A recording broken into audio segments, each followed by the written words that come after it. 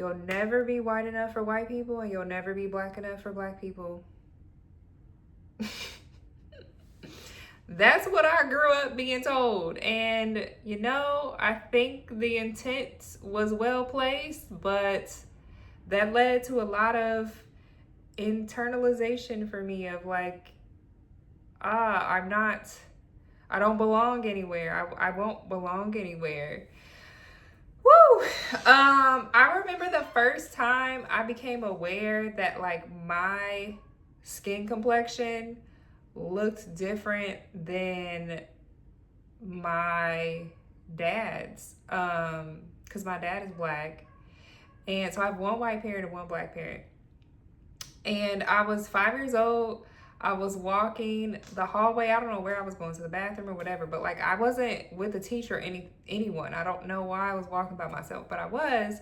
And I passed by this kid at the water fountain, and I just looked at him, and he was probably in second grade. So I was probably in kindergarten, because I think I was 5, maybe 5 or 6.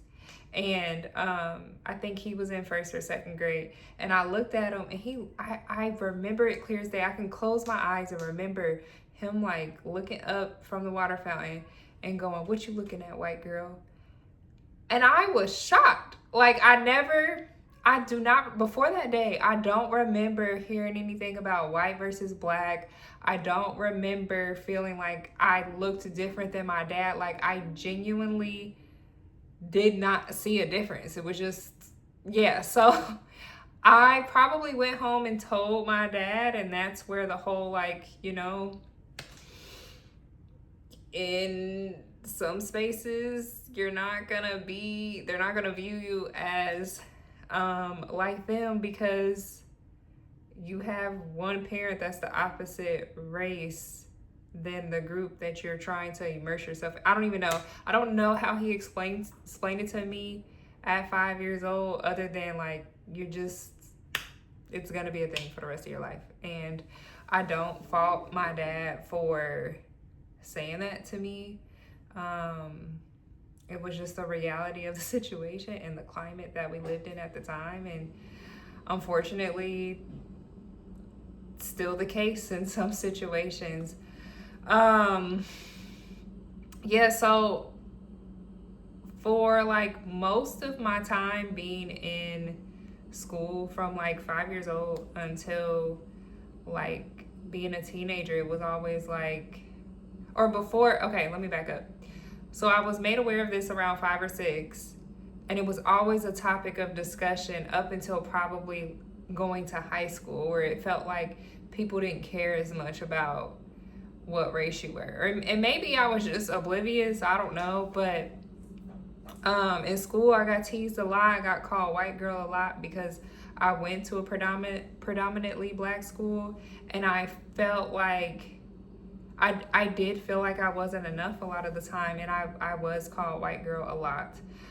This is not me trying to throw a pity party. This is just what my experience had been.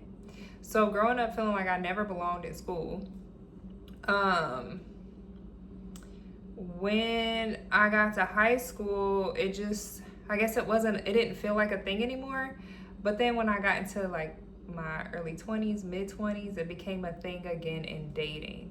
So I noticed that a lot of men cared more about what was I mixed with than who are you as a person. And then I learned about the term like fetishizing. And so like, I don't know, let me Google what is the definition of fetishize before I just be in here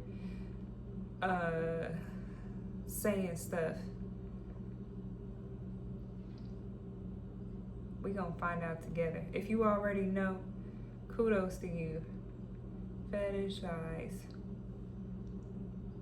trying to treat something or someone with an obsessive, disproportionate, or irrational degree of focus. Yep, I was being fetishized. Or at least my race was. Yeah, it did become like the main thing that men wanted to talk about. And whew,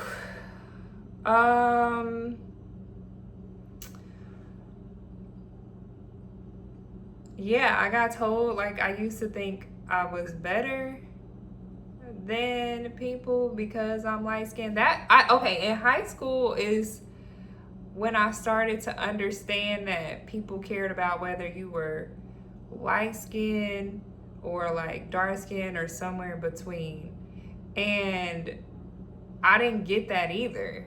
And it took a while to understand that people felt like people who were light skinned were more preferred. It was hard. This could be a touchy subject. I am not saying I had a hard life because I didn't understand all the things that went into colorism. But my introduction to it was jolting because it was put on me before I got prepped for it. So I didn't understand that, like, in dating, men preferred me mainly because I'm light skinned, which is problematic in itself. I don't even know where I'm about to go with this, y'all. This is just my experience, and I guess I'm afraid of the comments where they're like, you don't, yeah, let me not even put that out there. I'ma end with this though. I got to a point where I became comfortable or more comfortable, and I'm becoming even more comfortable in my skin. I can confidently say that where I'm at in regards to my race is like, I'm black. I have a parent that's white. I have a parent that's black. That does not negate my blackness, and it doesn't, like, it just is what it is. And my identity is not rooted in my race. Culture matters. And how I grew up was mostly around black people. Most of my family are black. And I'm very grateful that I grew up experiencing black culture.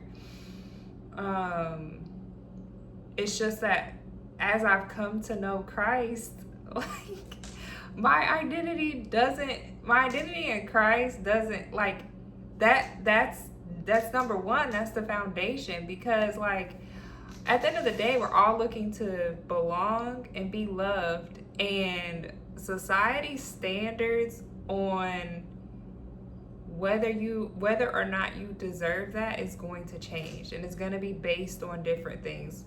One year, one era, it might be dependent upon, like, your culture or the way you wear your hair, or if you have hair, or your body type. And then another time in society, it will be based off of something else that doesn't really matter at the end of the day. It doesn't matter more than,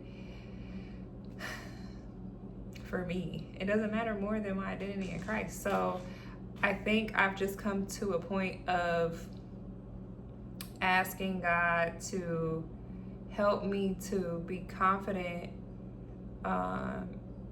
in who I am, and, like, standing firm on, like, yes, I am black, and yes, it looks this way, and just because I'm lighter skinned, or just because, like, not both of my parents are black, doesn't take away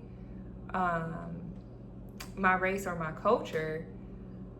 It's just that now that I know who I am in Christ, even if people disagree, even if people don't accept me, I know who the Father is.